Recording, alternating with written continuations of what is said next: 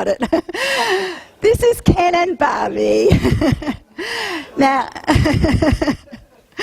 so Ken and Barbie are not meant to represent anyone in particular, but they're representative of a lot of the clients who come into my office. So Ken and Barbie have been in a relationship for 20 years. They fell in love, and love was beautiful. You know, it was all stars and lovely things. So they believed at this point in time that nothing was ever going to come between them. So Ken and Barbie lived together, they got married, they had a couple of kids. When I came to meet them, you know, whoever Ken and Barbie may have become, they had 2 kids, 15-year-olds, 13-year-old, that they were very happy with. But life had become a bit ho-hum.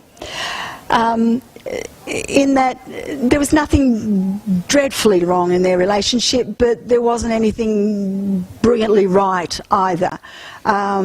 So they decided that you know, something needed to happen about that. But in the meanwhile, Ken went to a Christmas party, and Ken had a few drinks too many, and Ken started chatting with the office receptionist, and one thing led to another, and Ken spent the night with this receptionist and had his one-night stand. Of course, over the ensuing weeks, it was the talk of the office, and finally, Barbie found out. And this is how they look now. Okay.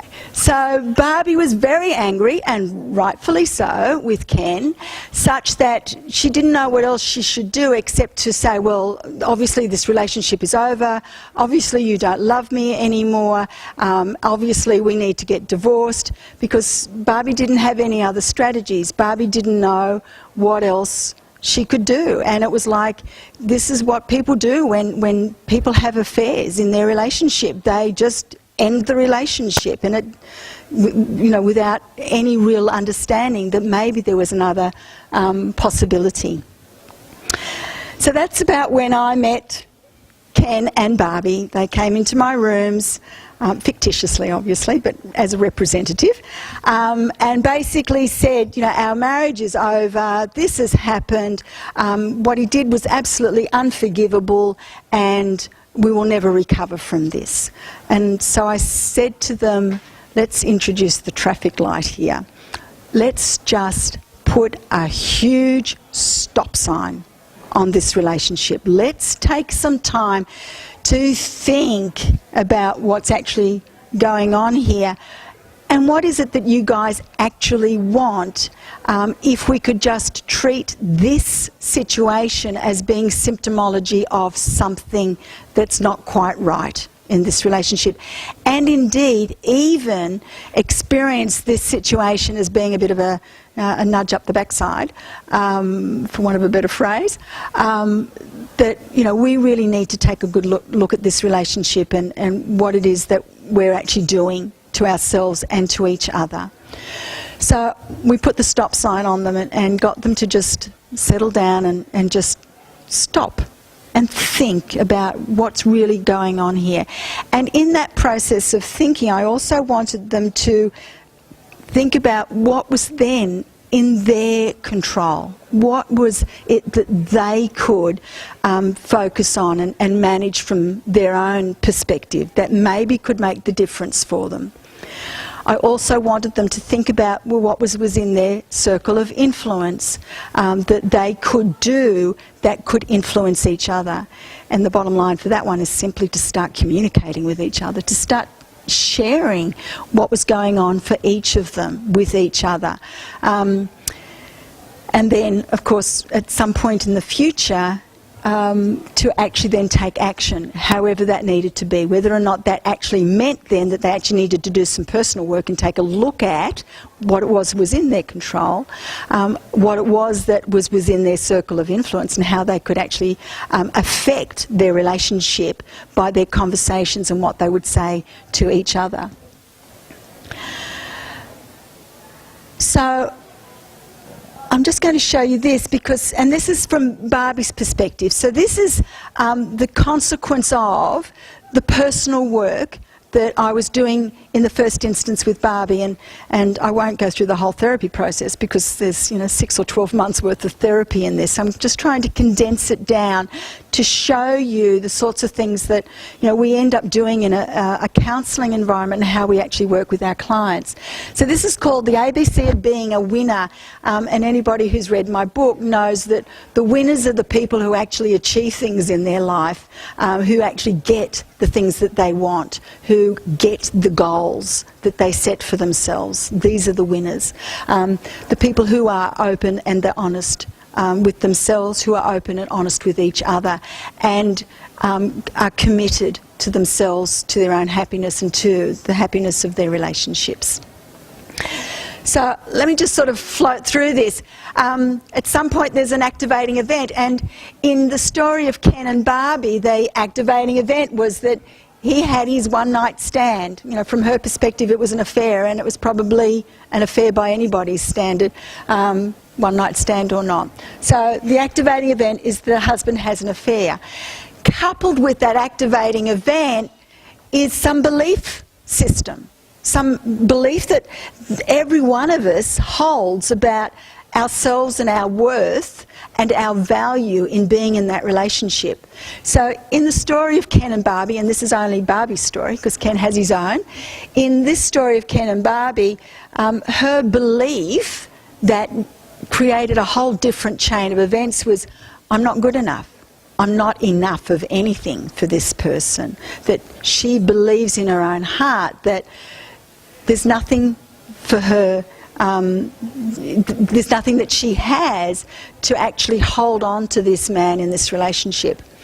So of course as soon as you put that activating event together with some belief, and in this context obviously it's a negative belief that's not helping her, you end up with a thought which is, he doesn't love me, and suddenly it's it's catastrophized, it's suddenly gone out of control. It's gone beyond the realm of reality. That's why we set the traffic light up, because it's like, stop, think, what is real, what is not real, what do you want to achieve for yourself, what do you want to achieve for your relationship. So the thought here is, he doesn't love me. The feelings then become anger and hurt and disappointment, and if that combination comes together, what you end up with is consequence 1, C1, which in this context or in this example is that they end up having this huge argument, and invariably the relationship's doomed because they don't have the skills or the strategies to deal with it any other way. And that's where Ken and Barbie certainly were when they came into my room. It's like they didn't know where else they could go. They sort of felt like the end of this relationship had come to fruition. So when we intervene in that within a counselling context, we put in the stop sign for starters, like just hold this process. Don't do anything at this moment in time. Don't make any decisions until you can make those decisions from a cool place in your own mind. Thought through, realistic, and a good decision will come from that. So down underneath the word stop, we've got think and dispute. So think about what it is that I'm believing, what it is that I'm thinking. Are those thoughts actually real in response to that activating event? Or is there possibly something else going on here too that needs to be considered? Or is there a new reality that I need to be considering? For Barbie then, as we went through the process of therapy, she came down to a new belief about herself. And this was consequential to some personal work that she was doing. And the new belief was simply, I am good enough. And what he did was not okay. But that doesn't mean that she's not okay. And because she is. She doesn't have to, unless she chooses to